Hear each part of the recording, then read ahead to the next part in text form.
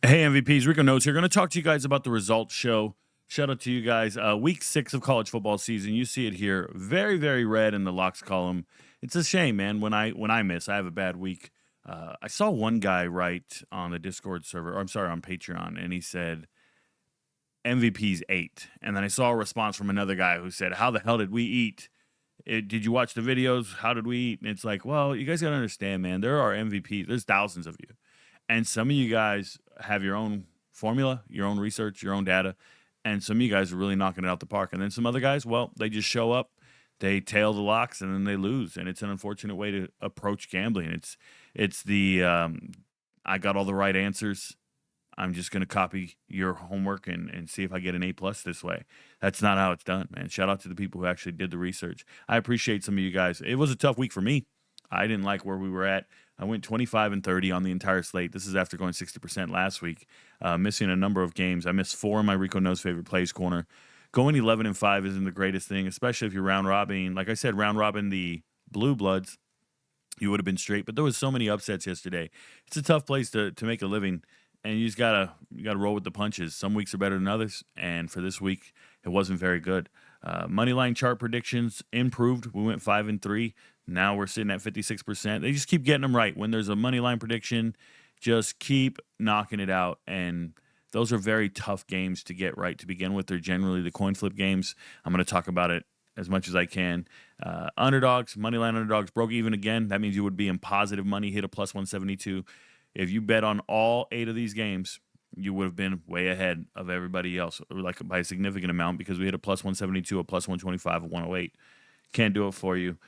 Money unit line flips all went to shit because we went with brands we trusted, and every single one of those somebody lost. That just ruins us, and we're absolutely abysmal in this section. And you'd be doing pretty good if you stayed away from this section on the season. It's sitting at 28%, and this is just proof that parlays are going to hit around 30% no matter what you do.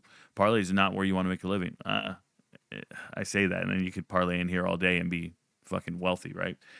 Rico Knows Favorite Place. 72.84% accurate over here. I told you to treat these like UFC locks. Pick a few and call it a day. You can pick whatever you want and parlay it together. They're all pretty decent odds where if you get 3 or 4 legs together, you'll flip a unit. This is really, really good. 72.84%. Anything above 70% is ideal in this section, and I know you might not think it is, but you got to understand how to turn that into money. So let's talk about how to turn some other things into money. There are people, you go on a red run, and I told you, man, the law of averages is going to work out for us eventually. It didn't get there. It stayed red for fucking middle of the day, beginning of the day, middle of the day, and then late night, before you go to bed, absolutely rocked, knocked some shit out. So how are people positive? Well, some people are positive in different ways, guys. I'm going to give you an example. I flipped to Cincinnati late. That's why it's red. You see the red text? I flipped to Oregon State late. I flipped to Colorado State late. But one of the flips was Cincinnati. And I said, the reason I'm going with Cincinnati is because Iowa State no longer has a secondary. This isn't about rankings. This isn't about anything. This is about Iowa State just lost their 2 best defensive players. And I'm going to go with Cincinnati because I know they're a good team. This is a team that lost to Nebraska by 3. When I talk like that and I say stuff like that, for some of you, you'll see it and say, but Rico, it's still in the coin flips column, so I'm not betting it. There are some MVPs who go, oh, Iowa State lost their secondary. I like the way Brendan Sorsby's been playing lately. We're going to still rock with Tawee Walker and Sorsby 2 weeks in a row. I'm rocking with Cincinnati. And they go and put a significant amount of money. That is how that works. There are some people, they go, oh, Rico's on Army spread. Army's a lock for me. Army can run all over UAB. These are locks to some people. And for those of you who blind tail the chart, these are your coin flips. Okay? Now, let's talk about where blind tailing the chart would have been very successful for you. If you knew how to parlay any of the money lines, congratulations. You're in a really good spot. 15-1 in the leans column. Going 15-1 in this column is pretty on par for the season. If we go over here and we look, went 40-12 on the money line. Tough when there's a lot of underdogs, but that's a pretty solid week. Pretty solid week in conference play. I'll tell you guys that. Every single column is in the plus. Now, what can you do with it? You got to figure that part out. We're up to 81% accurate in picking these money line leans. Fucking A, bro. Come in here, start grabbing these and making a 3-way parlay. Start grabbing these at the end of the night. 190, 180. Like we could have parlayed those two together. I think I gave you guys that example in the video. 190, 180, Kansas, Miami, and you would have been straight to flip a unit. That's the approach you have to take. Just trust the columns they're in. Now, unfortunately, we had a minus 4,000 lose yesterday. We had a minus 750 lose. It's just embarrassing. I'll talk about it when I can. But here's the other way. And it's the Rico knows that these guys got it wrong. Vegas got it wrong. When I smash a game and I get it right, every single prop and parlay is going to hit in that game. And you know what's crazy? Is I did these surgical parlays where I did the player props for the prop bettors out there. I did one. This was my first one that I gave away for free, or not gave away for free, but for the MVPs. There was one. Here's two. Missed on the two. Here is three. It was a 464. Okay, and then the fourth one was this Miami one we missed because Charmer Brown only got 19 yards rushing. So frustrating. And then, or the fourth one was Nebraska. Fifth one was here. But this last one, I gave away this one for free. And that was Duke, and it was a minus 110. It was free. It was on the Discord server for free, on Patreon for free. I posted it everywhere for free. And it smashed at the end of the night to win all your money back. If you were down, you could have went out there and flipped your unit, flipped whatever you were down. You could have, should have, would have. But imagine if you're an MVP out there and you hit a 464, but you didn't have the courage or the audacity to believe in it, and it smashes. These value bets are so hard to hit. And it's just further proof that you when you go shopping in a 28% bin, you're going to miss all day. Like, this is real, man. And we had a bad weekday. Look, these are the weekday games. We had a bad weekday props going in. We did not have a bad Saturday in props. No, we didn't. I was one. How many did I miss here? 1, 2, 3, 4, 5, 6, 7, 8. 1 and 8. Oh, there it is. The 8's right there. 1 and 8 going into the weekend on prop bets. And then we end up 17 and 7. We end up at 50% on Saturday. 50% on Saturday, but that's just not where you want to be. And then you come over here to Rico Knows Vegas got a wrong corner, and we smashed that joint. 24 and 16. 24 and 16. Did I miss some? Fuck yeah. I missed some games I really believed in. And that's why you'll see all the red like that when I miss them. But when I get them right, here we go. Here we go. So it's just a matter of understanding what's a lock for you versus what's a lock for me. We can't all have the same locks. You're going to lose. You're blind tailing the chart at that point. You're showing up every week going, Rico, what's the answers? And even on my best day, I'm right 60% of the time. On my best day, I'm right 60% of the time. You can't just sit around and do that. You don't want to take an entire slate, but there are spots where you can really hit and feel pretty good about it. All right, enough of that. By the way, shout out to the UFC MVPs. This is the way to get up off the mat, hit the top 2 parlays, go out there, do your best. I hope you guys figured out ways to win. The 2 Rico Knows bets hit. That was Yuri Prochaska and Daniel Santos. Shout out to the UFC MVPs. We do this year round every single week. This is college football every Saturday for the entire year. That's what this is right here. We bet on the same 14 fights or so every single week, and man, are we green as fuck. Shout out to the MVPs who are with us year round. I appreciate you guys. We do our best to win. And just so we're clear, the locks in the UFC are hitting at 73%, just like they are in football when it comes to money lines. Same concept, right? You're going to be hitting what's the big deal of hitting a minus 186 and a minus 150?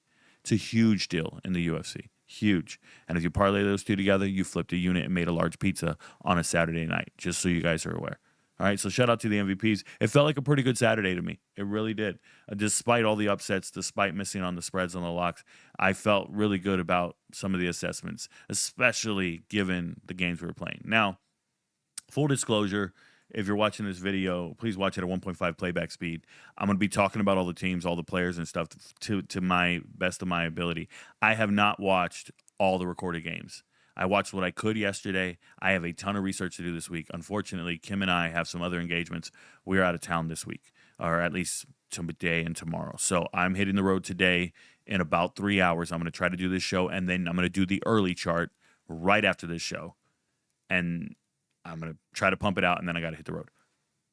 With that being said, there will be a significant amount of maybe changes and updates to the chart throughout the week because I have to rewatch some of the games that I missed and do some more research on injury reports and things like that. So if I'm going over these games and I miss a key injury or I miss some assessment that you might have saw because you were watching the game and you were ahead of me, please help me. You can write it in the injury reports on the Discord channel. Come to the Discord server, go to injury updates. Let me know if somebody got injured and I missed it.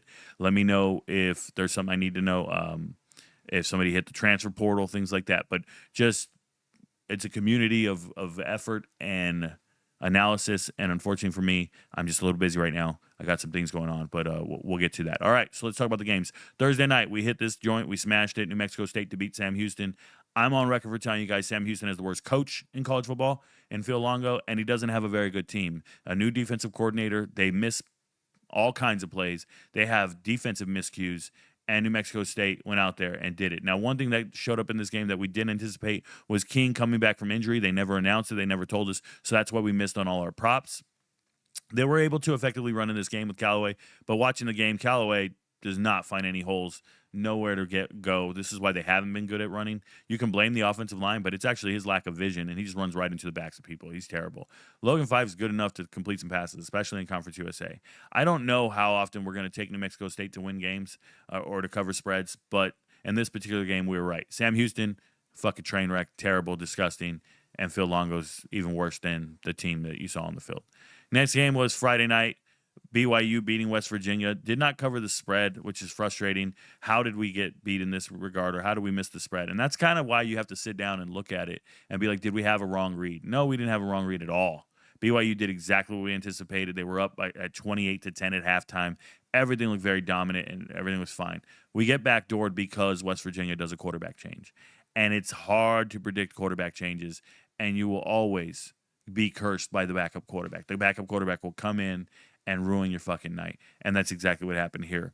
A backup quarterback comes off the bench. He's a white guy, can run a little bit, throw a little bit, and he got his extra yards. Watching this game, I was really impressed with BYU's wide receiver speed. They looked apart. Granted, West Virginia's got nothing. They just don't have what you're used to seeing. You know, the West Virginia win over Pitt was such a fluke, and it sucks when you miss on a fluke like that. But I think we're going to consistently fade West Virginia the rest of the year. They're not going to win a lot of games. They're 0-3 in the Big 12. They got a daunting task to win in the Big 12 for sure. And BYU, they're going to keep winning, but I wouldn't say that they're a superior team. They're just a nice, good old-fashioned team. I hope Vegas really believes in them. I do, because there'll be points where we got to fade them. Shout out to BYU. Next game was Western Kentucky, Delaware. I told you I was rocking with Western Kentucky just because of their pedigree. The fact that they always win in Conference USA games, they're going to figure it out, and they were underdogs in this game, and we took it money line underdog. By the way, that was 2 money line underdogs back-to-back weeks. If you guys remember this, and I want to stress this to the new MVPs and the people out there, when I am doing analysis on weekday games, I have a lot more time to put into a weekday game. A lot more. And I'm talking I could put 3 hours into one weekday game. If I do that, I'm typically going to get the weekday games right. That's why the weekday games are so successful every year. Weekday games are way better than Saturday games. And that's because I have more time and more cycles, and I can just go back and watch all their plays, all their players, and all this stuff. I can't do that for 50 games on a Saturday. I can do that for 3 games on a Thursday or Friday. So we smashed early on Friday. The night games on Friday didn't do so well. But the first 3 here, we got all these right. Money line, spread, all that good stuff. Shout out to Western Kentucky. Winning the game, we took them as underdogs to win the game. They weren't the better team. I think Delaware was the better team. We got lucky. We got lucky with the third quarter of 17 points. We got lucky with McIver throwing some touchdowns and some things. But, man, Delaware's offense could move the ball at will. That Minicucci guy is a player, even though there wasn't a lot of passing touchdowns. He was running them in himself. It's just sometimes you're on the right side of your prediction and you rock with it. I was grateful for this one. Shout out to Western Kentucky. Their defense cannot stop anything. Their defense is a problem. Charlotte, South Florida. This was easy. I told you that Charlotte has no team speed. They have no defensive team speed. They absolutely suck. They can't do anything. But, my goodness, did South Florida almost sell on us here. We had to get a backdoor cover with just a few seconds left. It was a gift from God because South Florida shut it down after being up 23-0 in the first quarter. They didn't take it serious. They would have turnovers fumbles, interceptions, whatever it was. Byron Brown's just laughing and joking because they're up by so many points. They don't give a shit. All they're there to do is win a game. They knew they were never going to lose this game, but not being able to cover the spread, that almost happened, and that's crazy. Charlotte, on the other hand, they found themselves a quarterback. Charlotte benched Grayson Loftus after having a bad game, and they brought in this kid. He's a JUCO quarterback. His name escapes me right now. I'll know it by next week, right? So the JUCO quarterback comes in, and he starts lacing it and throwing it to players. Good for him. Now, it was against backups from South Florida, so don't get too crazy, but they were able to effectively move the ball. So it's interesting to see what happens here. Shout out to Charlotte. Not a good team. Going to fade you a lot. And South Florida, very dominant. South Florida is playing North Texas this week. And I know there's a lot of people who are like, yo, they cannot beat North Texas. They cannot beat North Texas. I think they can. And I just want you to be aware of that. That's my assessment. You can believe in North Texas if you'd like to. I think that South Florida's defense is so mean and so good that like people don't realize it because this game was out of hand early and they shut it down. They didn't get fancy. They didn't throw it to Nimrod. They didn't throw it to Singleton. They didn't even use their best players. They're using dudes. Who the fuck is Kroger, bro? Right? Kroger coming in, freshman, just doing whatever he wants. Like it's different, man. Shout out to South Florida. I think they're a good team. Next game, this is talent chart driven all the way. I told you I was rocking New Mexico State, but I would take them at a plus 7.5. That was on the chart, on the props chart. So if you took New Mexico on the spread by itself, you're silly. But if you took the alternate spread that I recommended, you hit, and you did really well. What's happening here is San Jose State's a better team. San Jose State has better players. They had no issue scoring on New Mexico. New Mexico's defense is problematic. And on the other side, New Mexico's offense can still score on anyone. So it's just one of those situations. This is, I think a couple weeks ago, if you watched me break down New Mexico, I told you I don't like the way Lane plays. And then he went out there and threw 4 touchdowns and made me look silly. Well, what happened in this game? He threw 3 interceptions. I don't like the way he plays, especially against some of the better teams. Now, New Mexico got on everybody's radar because they beat UCLA. UCLA is not a good team. So that win doesn't hold a lot of merit with me, right? Now, UCLA beats Penn State yesterday, and the whole world is there. It's tough, man. It's just making you guys aware that San Jose State is one of the better teams in the Mountain West versus New Mexico, who's a feel-good story that I like. Feel-good stories that I like don't make you money. Ask Tulsa last night against Memphis, right? It is what it is. Colorado State, San Diego State. I'm pissed at myself. I was on San Diego State all week. I believed in them. I thought they were going to win the game. And then come the final video, I flip. And you guys know I don't flip picks all that often. And in 50 games, I'll flip 3. And I should never flip this one. That's for damn sure. So where did I go wrong in this? Colorado State, their defensive backs are slow. San Diego State's wide receivers, it wasn't just Napier. It was everybody. Can just run right past these dudes. Run right past them. They had some amazing plays. San Diego State has no offense whatsoever, and they had so many amazing plays. So what did I think while I was watching this? First thing I thought was, how good is Northern Illinois' defense? Right? They held these guys to 6 points. No, it's unfortunate. One of the things that San Diego State had in this game that people aren't ready for is Cardwell coming back. Brian Cardwell coming back from injury, coming back to finally be a running back and start. This is a young man who started his career at Oregon, transferred to Cal, and now he's here, and he's injury-free. Cardwell, if he's healthy, that's going to be a special talent that San Diego State's not used to having. And you can see it here, 15 carries, 129 yards, and a touchdown. So put that together with the way Lucky Sutton looked. It's just San Diego State has a recipe for success because their defense is so dominant. They are so mean up front. Offensive lines are collapsing. You got no chance. They're just collapsing. Colorado State, this game was not as close as the score, by the way. Colorado State running back, his name is Dupree. Good player. Remember that. Believe in Dupree as a running back. He can do whatever he wants. Speaking of doing whatever you want, Ohio State, Minnesota. Ohio State's defense is so fucking spectacular. So spectacular. You cannot move the ball on these guys.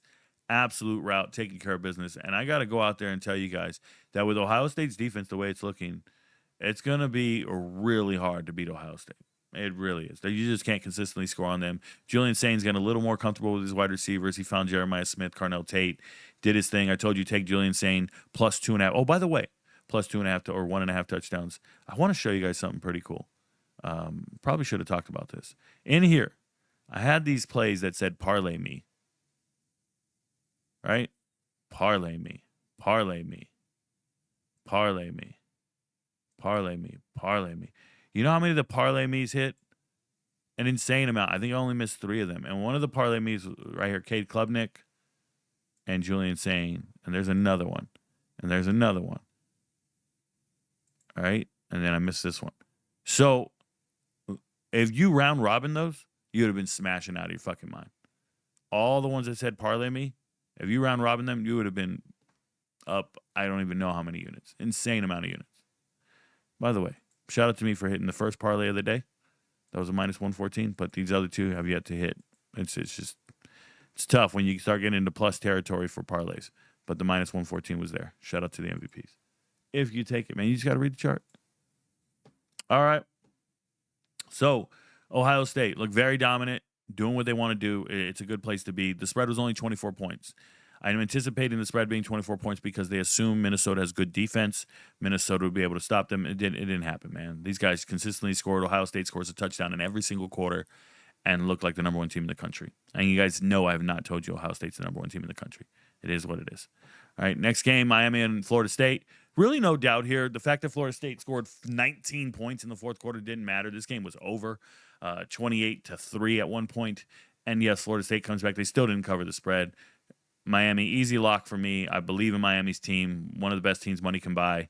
And I want you guys to take note of all the teams that spent a significant amount of money in the transfer portal. Miami, right? Oklahoma, Texas Tech, who am I thinking of? Oregon. Like all these teams that spent a significant amount of money, they are all very, very good. You're not beating them. And then you have teams like Texas A&M who return everybody.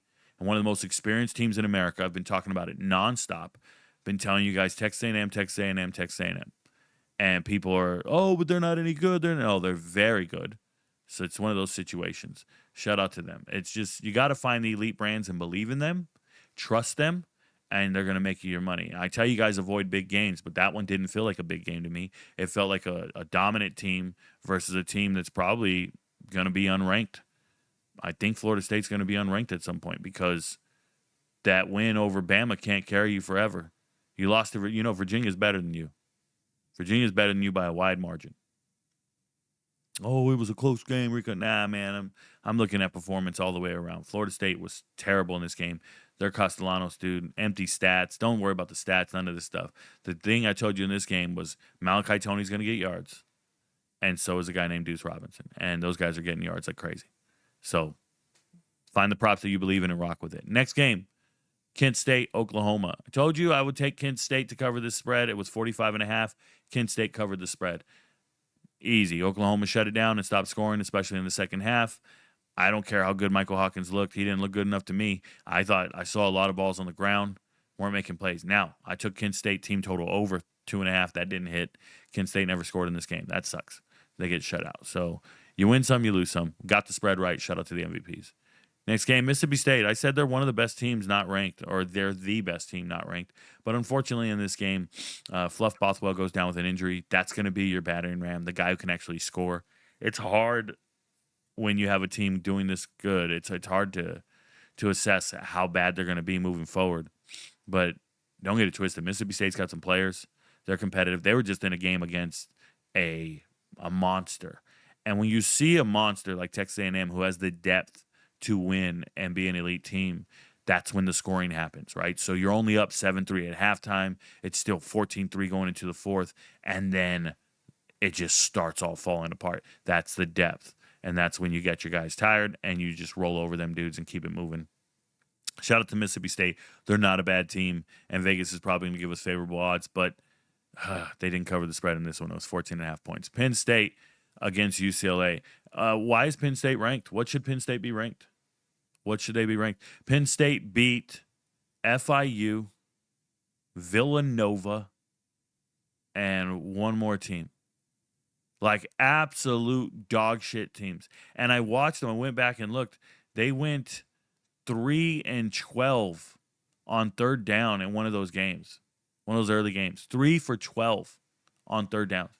if you just look at Penn State for who they are and what they've done this year, there is nothing that warrants Penn State belief. Nothing.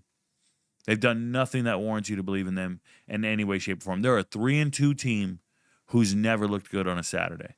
And they just lost to UCLA. And people are like, well, I can't believe they lost to the worst team in the Big Ten. How do we know Penn State is not the worst team in the Big Ten?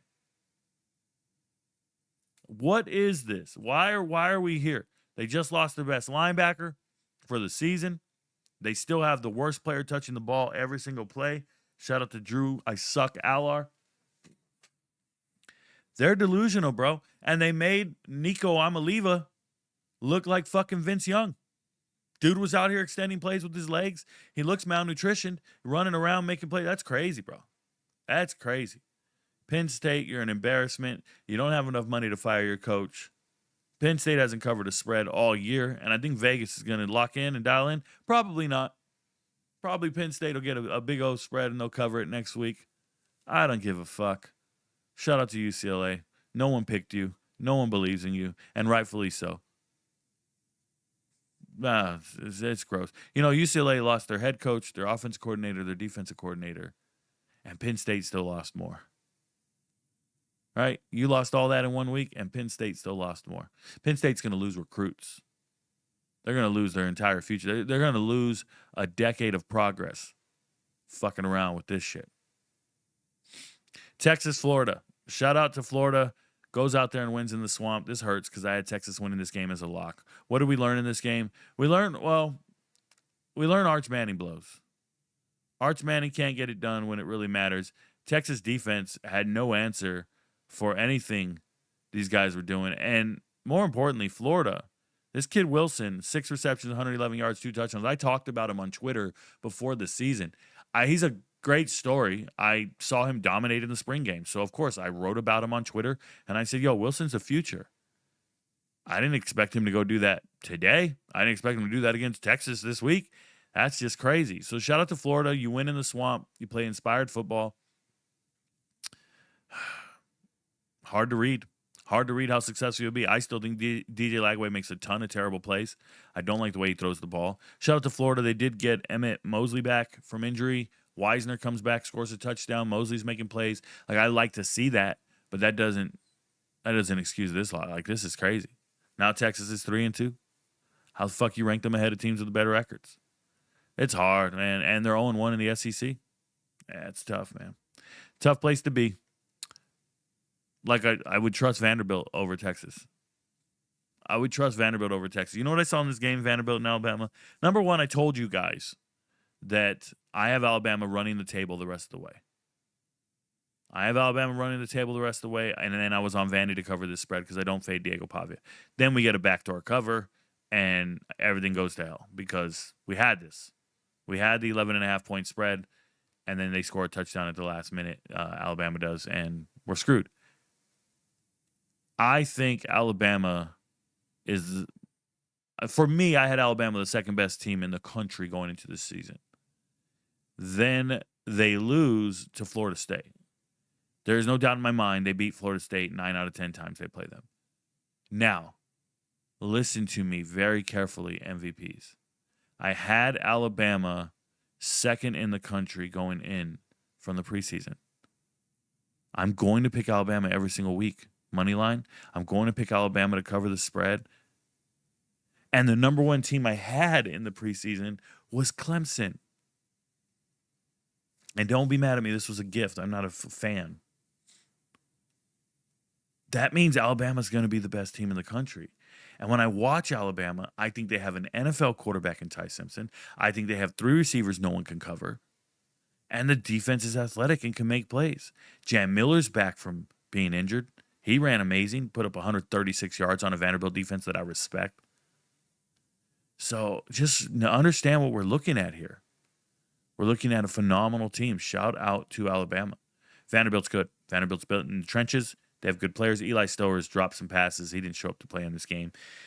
It would have been really good if he had converted, but getting shut out in the second half, not a good look. I'm going to say Kalen DeBoer and them made some halftime adjustments and got it done. Shout out to them. Next game, no doubt in my mind, this was a lock. I'm not concerned with Houston. Houston just has, I told you, a bunch of white boys who can't create separation, can't play, can't run the ball. They can't do anything. Houston's got a good defense, great coaching staff, but they don't have any skill players that strike fear into you. They don't have. You just break them. You'll eventually beat them. And they were undefeated, but I knew Texas Tech is an elite team in America. This shit was over by halftime. Texas Tech is an elite team in America. There's no reason they should be outside of the top 10. I think it's silly. Texas Tech is one of the best teams money can buy.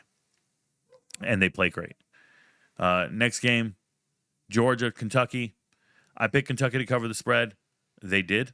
Congratulations. It was 21.5 points. We got that done. Georgia, Gunnar Stockton out here running the ball, doing his thing. Georgia has some problems. Georgia's getting beat by Cutter Boley on some plays. Cutter Boley comes out here, throws 2 touchdowns, laces it up on, or, threads the needle all over the place. That's crazy. You got to do something better, Georgia. Find better players. Georgia has a tight end. Was it Lucky Lawson? Who was it? I'm going to double check. Wasn't Bo Walker? No. Man, who was it? It's not Nate Frey. Oh, I'm looking at rushing. My bad. Oscar Delp. Yeah, it was probably Oscar Delp. So they don't use Oscar Delp enough.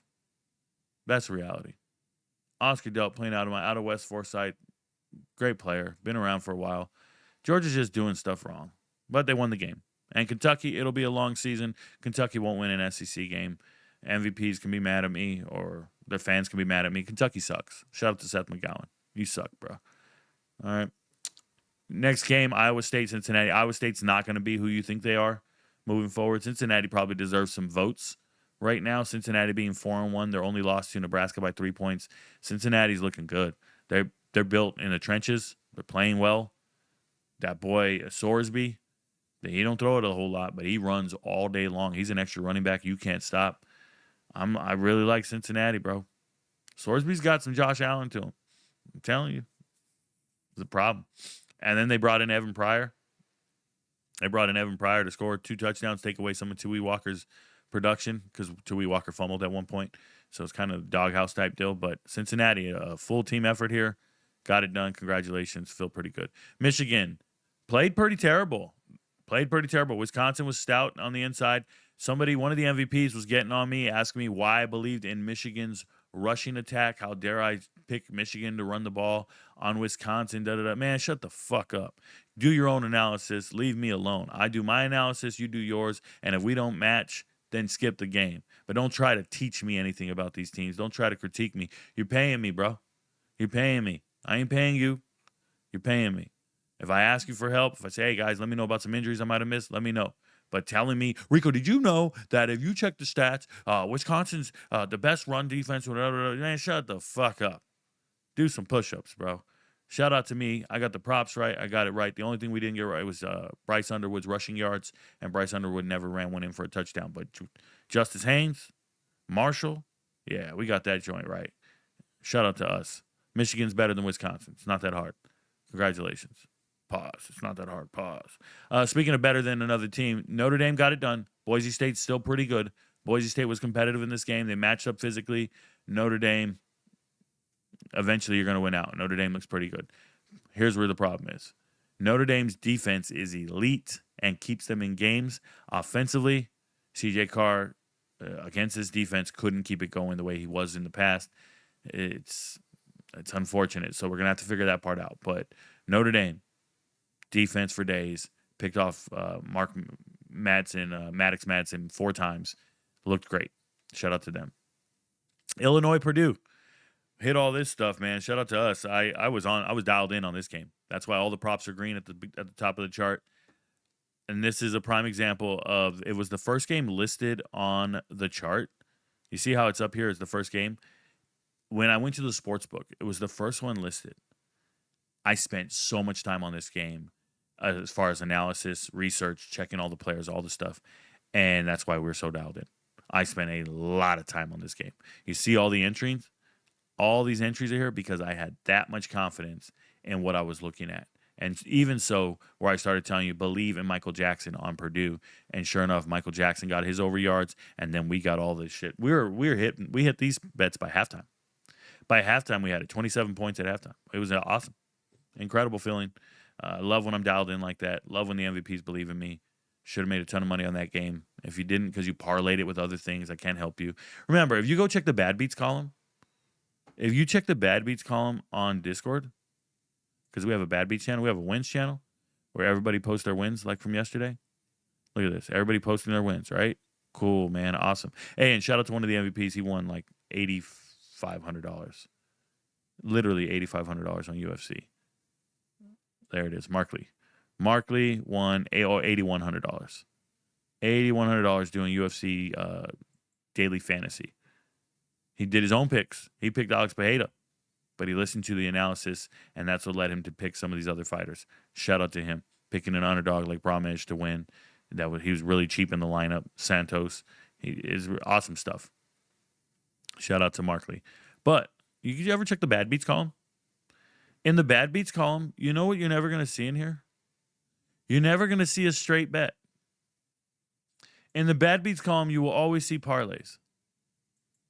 99.999999% of the time, when you're in this joint, you're going to see parlays that are bad beats. Nothing else. Parlays. And we've been doing this for years. If you look in the bad beats column, it's going to be parlays. Think about that. Just something to think about. Just keeping it real, MVPs. Think about it. Shout out to Illinois. Offense can score for days. I don't believe in the running game at all. They never have a running game that I believe in, but they can throw some more. They got the receivers to get open. Luke Altmaier can lace it. Only 3 incompletions on the day. Purdue, good in the trenches, not good skill players. Remember, one of their starting defensive backs was Kendrick Breedlove, and he just transferred to Arizona State. Like, I don't need guys like this on the field anywhere. Kendrick Breedlove, no. Purdue has worse players than that now. So Purdue can't stop anything. Remember that. Next game, Virginia, Louisville. I can't pick Louisville. Why? Because they got Miller Moss at quarterback. I told you this. Can't pick Louisville because I'm on Virginia out of fandom, and I picked Virginia in the preseason. I got to rock with them through and through. I like Virginia's win total. I like Virginia. Everything they did in the transfer portal. I've been making videos about Virginia all offseason. And what did they do? They got it fucking done. In overtime, Virginia comes through. Taylor breaks for a long touchdown. Just phenomenal stuff, man. Phenomenal stuff. I'm with it. Came through and got it done. They look like a professional team to me. They're balanced is what I mean by that. They just look balanced. They can run or throw. They play good defense. And Louisville needed a miracle to even send this thing to overtime. And then they get beat. I'll take it all day. Shout out to Virginia. Yeah. Pitt versus Boston College. So Pitt has Eli Holstein at quarterback. At the last second before the game, they decide we're going to bench Eli Holstein. And we're going to play this guy, Heinstell, some freshman. Mason here, so it looks like a insurance salesman. He's from Ohio. Apparently Mason's been killing it at practice because they said, fuck it, bro. We're going to start this kid over a guy who has Eli Holstein has over 1,000 yards passing this season. Eli Holstein's the guy. He's the guy. He throws over 300 yards a game. And we do a change of quarterback? That's crazy. And then he comes out here and plays out of his fucking mind. 73% completion percentage, 4 touchdowns, only sacked twice. He was able to effectively kind of run the ball a little bit. Dude was lacing it out there. Now you're playing shitty-ass Boston College. We picked Pitt just based off of pedigree alone. I think Boston College is a bad football team. And Pitt went out there and did what they want to do. But with a new quarterback, it was a little scary. Could have been a lock for you guys. Could have been a lock for some people. For me, it was just that. It was a coin flip. I'll take it. Shout out to Pitt. Getting it done. And Boston College looks bad. Yeah, shut up. Yeah. I still don't know how Pitt lost to West Virginia.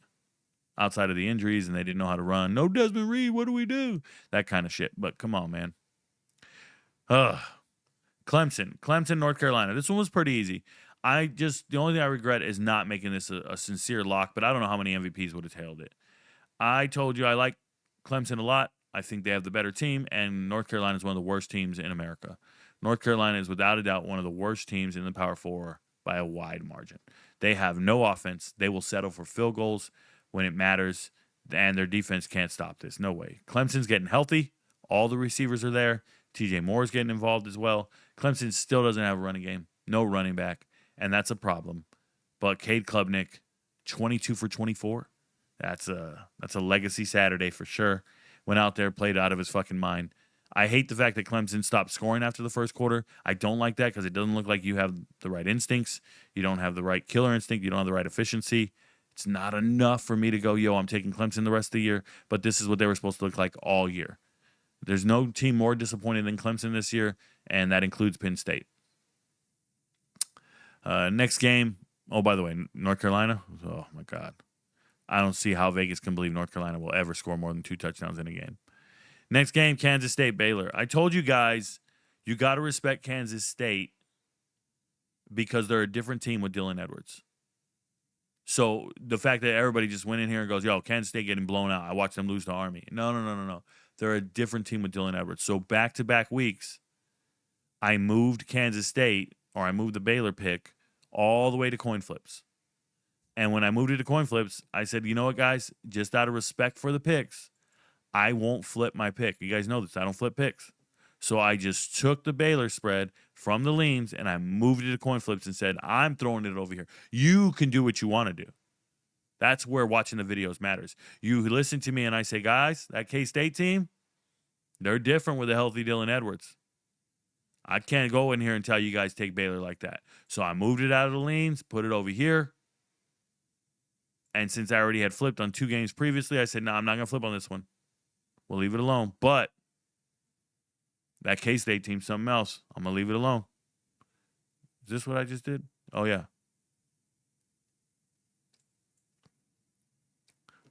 Shout out to Baylor. We were on the money line. We got it right. Baylor can score. That Baylor defense is really bad. Baylor needed a miracle to win this game. They scored 18 points in the fourth quarter. It was an absolute miracle. Baylor defense just can't stop anything. Remember that. Because their offense is going to put up points. But when they play these teams, you don't even need to have a superior offense. You just need some players, man. Baylor will just come out here and not tackle you. So it's going to be shootouts for Baylor all year long. Speaking of shootouts, Air Force and Navy. We need to respect this Zarka kid. And I mean respect Zarka. Motherfuckers out here looking like Seneca Wallace. Zarka looks like Brad Smith. He looks like Johnny Football. Zarka looks like... And Zarka's the starting quarterback for Air Force. He was a backup quarterback. They finally put him in the starting lineup these last couple weeks. And we need to really respect this dude. Sophomore from Aurora, Colorado. This guy gives... Look at this. 3 weeks now. Even against an elite team like Boise. Okay? He's given these guys a chance to throw for over 200 yards a game. There's no way Air Force should be throwing for over 200 yards a game. He's throwing touchdowns. Oh, and by the way, the motherfucker's going to rush for over 100 yards every game. Look at that.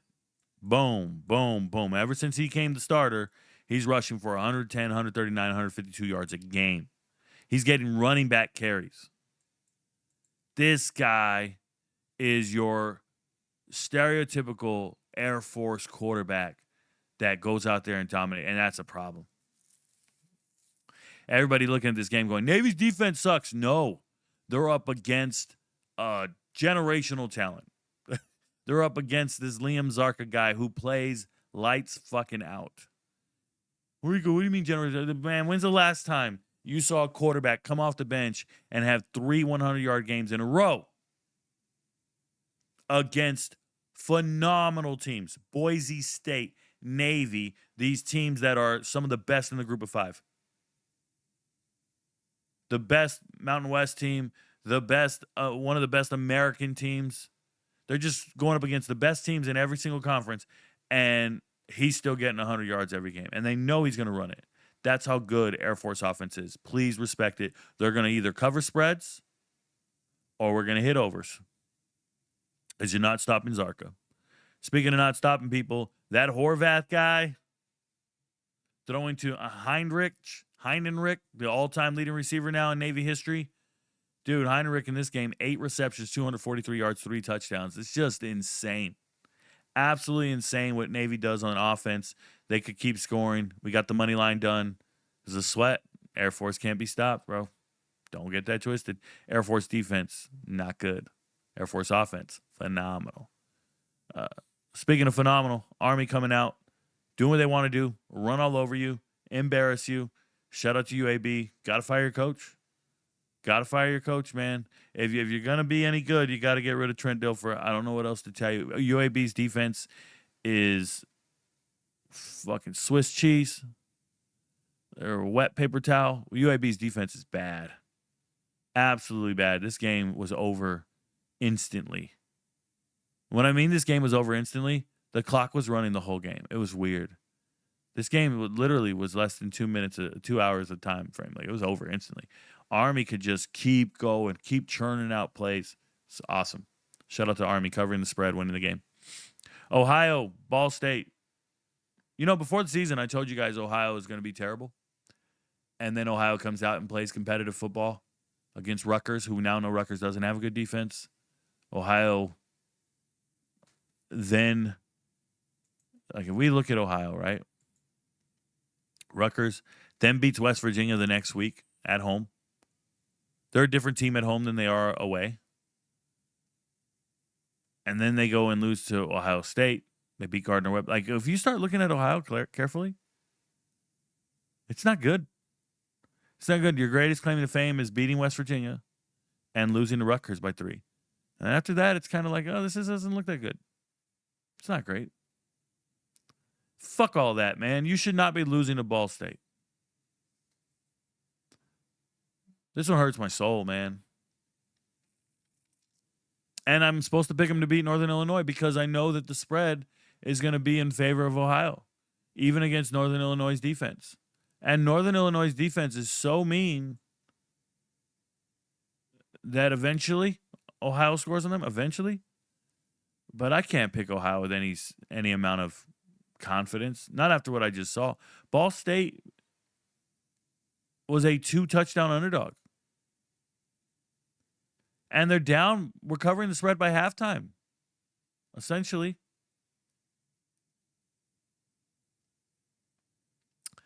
So how did Ball State do this? Well, they have a dual-threat quarterback named Kyle Kelly, former defensive back, turned quarterback. He was quarterback 2 years ago. I don't fucking know, man. Throwing to Magwood. Magwood keeps breaking tackles, getting extra first downs. Navarro fumbling snaps. The center can't do shotgun snaps. This center's worthless. Ohio has a center who can't do a regular shotgun snap. I don't know how many carries Bangor got in the game, but it felt like he wasn't in this game. Guys, it's one of the most boring games to watch ever. The announcers suck when I'm watching, but I'm watching it, man. On live stream with the MVPs, I'm watching this motherfucker. Frustrated. Ball State's not good. Wake Forest, Virginia Tech. What are we doing? Virginia Tech. You lose your coach. You all rally. You win a game. And now you face Wake Forest.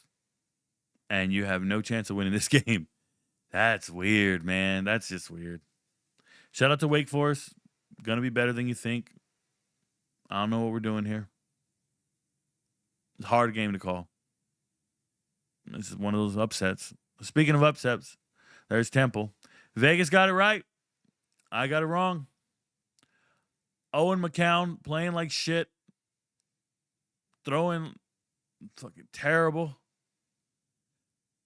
I don't know what halftime adjustment was made, but Temple came out of halftime and put up 3 touchdowns in the third, and we had the spread covered by halftime. It's fucking embarrassing, bro. UTSA has a better caliber of player, theoretically a better coaching staff, and they look terrible. I'm embarrassed. I don't know what's going on. NC State Campbell, one of the easiest calls of all time. The spread was 42. I told you MVPs. Yeah, NC State's going to score like crazy on this game. They even shut it down at halftime. It didn't matter anymore. And Campbell scored first. It didn't matter. You cannot tell me Campbell's any good. Campbell's really bad. Campbell's really bad. They can be scored on like crazy. For some of you fucking crack fiends out there who are betting on FCS games, bet on the over when Campbell plays. They can't stop anything. Their defense is terrible. And Campbell can score in the FCS. They just can't score here. Shout out to Hollywood Smothers. 4 carries, 123 yards. It's fucking laughable. Western Michigan dominates UMass. That's what we needed to see. UMass isn't any good. UMass is the worst team in the FBS. I've been on this 100 times over. If we see a spread that's favorable like this, we're going to take it. Western Michigan took a while to score. It wasn't good. Western Michigan's not a good football team, but they're better than UMass. UMass can't score on anyone. UMass is not a good football team, worst in America. And if we see spreads like that again, we're going to keep taking them. This was a lock, and it came through. Shout out to Western Michigan.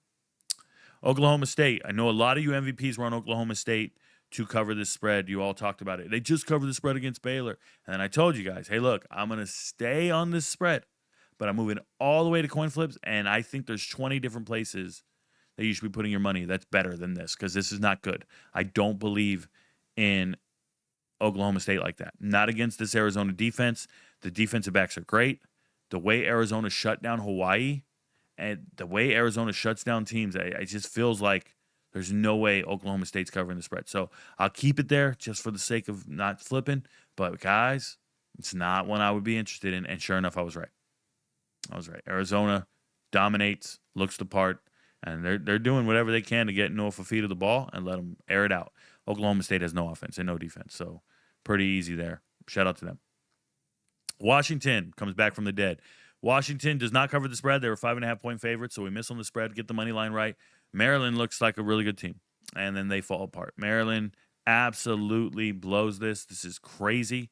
This is a fireable loss, if you ask me. I know they're not going to fire a coach that's 4-1 and overachieving and all this stuff with a freshman quarterback, all that. Nah, man. Washington sleptwalk for 3 quarters and then scores 3 touchdowns in the 4th to come back and win this game. Fucking crazy. Shout out to Washington for not quitting on their coaching staff, winning on the road. But this is backbreaking. I think this breaks a team like Maryland when you lose a game like that. And it inspires a team like Washington to know, hey, even if we're losing, we can still come back and win and get it done. It was not an impressive win. I was actually really disappointed in this from Washington. They looked terrible for 3 quarters. And Maryland, when you lose like that, I can't believe in you.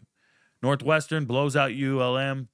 Knew this was coming, picked Northwestern to cover the spread, and the only reason I knew it is because Northwestern is actually a good team. They're pretty solid. They're nothing too special, but if you have a quarterback like Preston Stone, who, if he doesn't turn it over, he's better than anybody you got in the group of 5, and that's exactly what happened here. Shout out to Northwestern. ULM still gets the most out of their players, still coached well. It sucks. Speaking of being coached well, that does not happen in this game here. App State, Oregon State. Oregon State is still 0-6. I picked Oregon State to win this game. I thought they would get off the mat and go win it, at least be competitive. They were competitive, but they didn't get it done. Rashad DeBingen almost rushes for 100 yards in this game. Malik Murphy was airing it out. I told you, this is what the fuck Oregon State's doing. Oregon State paid this guy $1 million or so and decided we're just going to throw it with this guy over and over. How silly is that? Stop throwing the ball so much, you'd probably win some more games. You have great running backs. You have a good running team. That's your identity. But because you spent money on NIL and you spent it on a quarterback, you're throwing the ball 45 times a game. Oregon State, you are not air it out you. You should not be throwing this ball. They're just doing that so Murphy stays, trying to entice him to keep throwing the ball and stay and not leave for more money somewhere else. I don't like it. Silly, dumb. Hard pass. SMU doesn't cover the spread against Syracuse. We get a backdoor cover here. Heartbreak for me. Can't stand it. SMU, man, that guy Cook, his whole family's toxic, by the way. Those guys suck. Jennings played lights out. SMU's DBs played great the whole game, and then they allow the backdoor cover, and we miss. It was lock. SMU covered the spread lock. Obviously, the money line was right. UConn dominates FIU. FIU's pretty bad football, man. FIU looked terrible in this game. They looked ill-prepared, and UConn looked dominant in the group of 5. Been on. They've been hot. They've been off. So we covered the spread, got it right. Money line and spread. Congratulations. FIU. You look fucking terrible. JMU, Georgia State. I had JMU winning this game. Why did I say they're going to win this game? Number one, I told you JMU's defense is so amazing. I don't see how Georgia State scores points in this game. Take Georgia State's under 16.5 team total. Georgia State's not scoring in this game. Well, I was 100% right. Georgia State is not scoring in this game. They go out there and put up 7 points the whole game. So got that prediction right. JMU's defense was too stout for these guys. Going to dominate. What happened? What the fuck happened? JMU had no desire to show anything on offense. No desire to score at all. None. They just kept handing off to some guy named Fuller. Fuller's not in the top 3 on the depth chart. He's a Holy Cross transfer. The fuck are they doing? Were they injured? Were they injured and just trying to rest? Ruined the spread. Ruined the parlays. Ruined the props. Defense played amazing. They knew they weren't going to lose. Fuck you. Shout out to JMU. Georgia State's so bad. Central Michigan, Akron. Never in my life would I have picked Akron to win this game, and they won the game. Central Michigan, this is crazy. Ben Finley comes out and is lacing it on a Central Michigan defense that has been great all year. Lacing it. This guy threw 3 touchdowns, 18 for 29, 252 yards. We know how terrible Ben Finley is, and he did what he wanted. Remember, he didn't play last week. He rested, so they were resting him for this game. This was their big moment, and they came out and balled out of control. Some of the concerns I had for Central Michigan, how does a guy rush for 176 yards on you on 32 carries? How does Akron do that? Akron getting shut out by Wyoming is starting to look like a really good game, like a really good indicator of how good Akron is. Akron might be better than some MAC teams. It's fucking crazy, bro. It's crazy. Buffalo, EMU. I told you to take Eastern Michigan plus 17.5. I told you to parlay it with some other things. Obviously, that happened. Going to go ahead and do it. Some of the concerns I have with Buffalo when I watch them on tape, Buffalo is got a great defense, but they're trying to prove that they can throw the ball. It's so weird. Throwing to Victor Snow is fine. He's a bad little dude.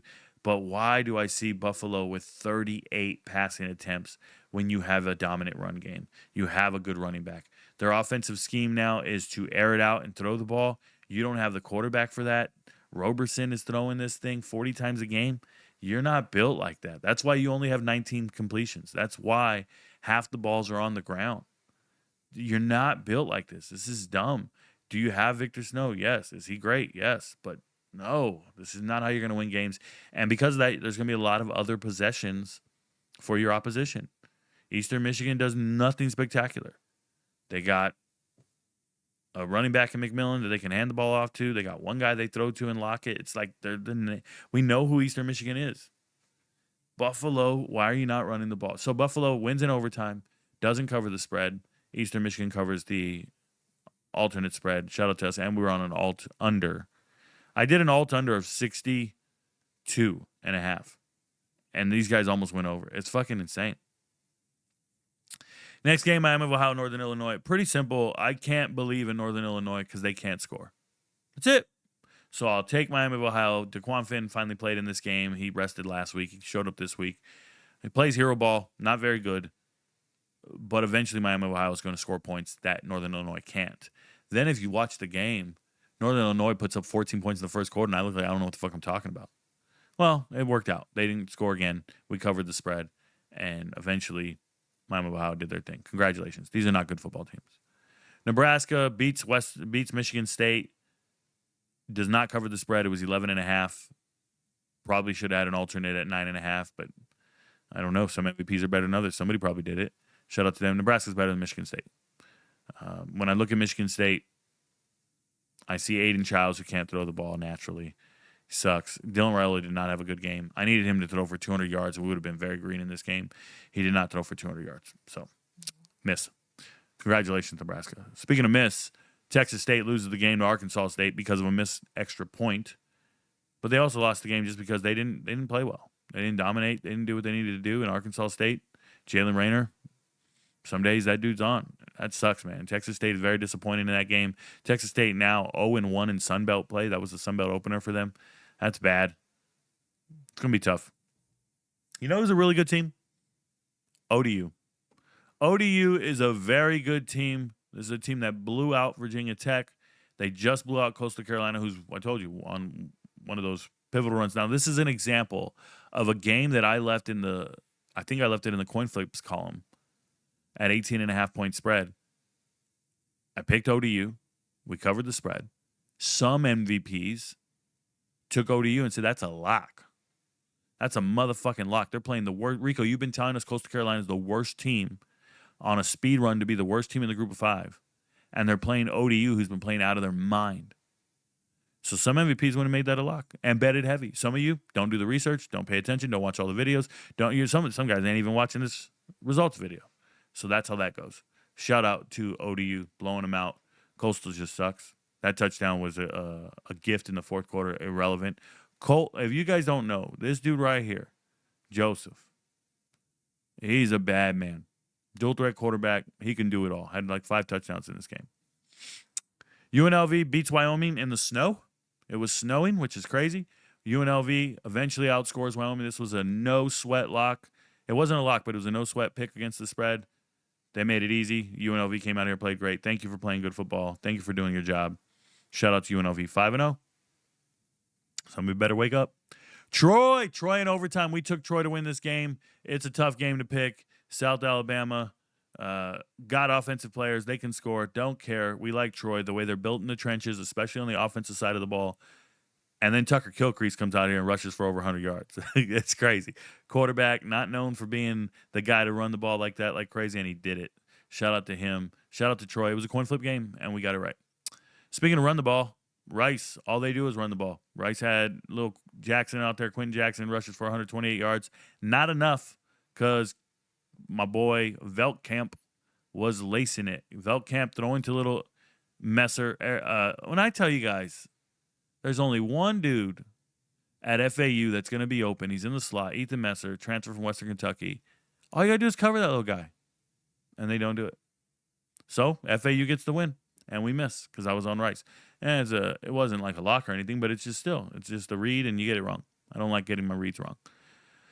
Didn't get this one wrong. TCU beating Colorado by only 14 points. We did not get the I don't know if anybody was on the spread at 14.5. Maybe, hopefully you tease it down to 13.5. But this hits. Congratulations. Josh Hoover had a bad day, and he had 4 touchdowns. And he looked off. It's fine. Watch the game. TCU got it done. By this time, at this point of the night, I'm watching a lot of UFC fights. We're screaming and yelling because Yuri Prohaska just knocked a dude out in the 3rd round. It's fucking incredible. I'll come back. We'll knock out. Oh, my God. The sheer jubilation and excitement. This one was a lock for me, and this is an example of not all locks are the same. Some are more confident than others. There was no doubt in my mind Kansas was winning this game, covering the spread. It was only 3.5 points. Just think they're a better team than UCF in every way possible. I think they got better coaches, better players. They got a better quarterback. They're going to do this, and it was still a close game, but that's an example of a game that I believe in so hard. Like when you look at these teams, they look equivalent. They're in the Big 12. The records were kind of similar. You know, UCF is overachieving. They don't lose when they're Coach Frost team, all this stuff. And I looked at it and said, nah, man, Kansas is better. Kansas without their starting running back, I don't care. I think Kansas is better. Let's go. And I put it in the locked column. You got to put your balls on the table. We took it. Memphis and Tulsa. Kind of knew Memphis is better than Tulsa. Told you that Tulsa's a feel-good story. They're not quite where they need to be. Memphis is already there. Memphis has a great offense, great defense, a good program, and a good team, and they go out there and blow out Tulsa. No sweat. Really easy. If you watch the video, I tell you guys, hey, look, don't tell this. This is fandom. This is me just picking my favorite team. I'm going to rock with it, but I don't think there's a chance in hell Tulsa's winning this game. Yeah. Had Memphis on the money line, obviously. That was easy. Duke, Cal. These are the tough ones. Duke was only a 2.5-point favorite. Everybody's looking at Cal. Cal's getting it done. They're winning games. They got a great quarterback in JKS. I looked at you guys and said, Duke is one of the most underrated teams in America.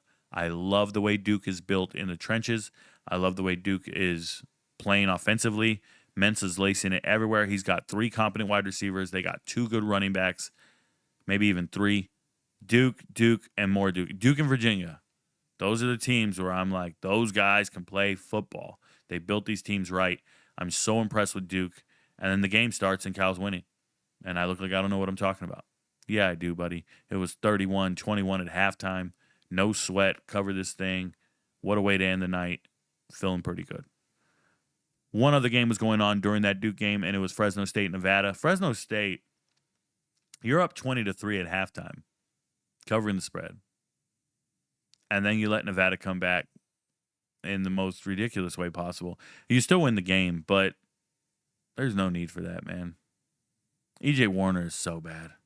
He's just an interception waiting to happen. Oh, it's frustrating. All right, so talked about all the teams, broke it all down. If I missed anything, please let me know. Appreciate you, MVPs. Enjoy the results show. Sorry it was so fast. I just have to do the early chart and get that video out before we hit the road today. It's already 10, and that's going to take me at least 2-3 hours. So your friends don't know, but Rico knows. Peace, y'all.